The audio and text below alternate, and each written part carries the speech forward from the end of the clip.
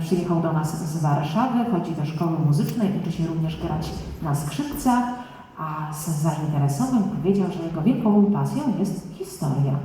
Więc pięknie, rozwijamy się naprawdę tutaj na wielu płaszczyznach, a dzisiaj Dominik dla Państwa zaśpiewa utwór zatytułowany Dwa serduszka. Powitajcie bardzo proszę Dominika gorącymi brawami.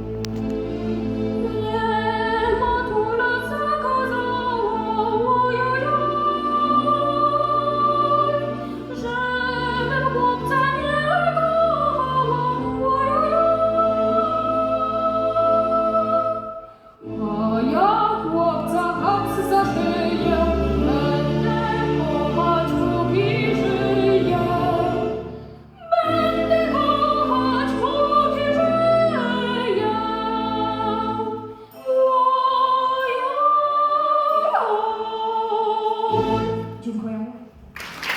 Wielkie, wielkie brawa! Pięknie, Dominik chodzi do 5. klasy.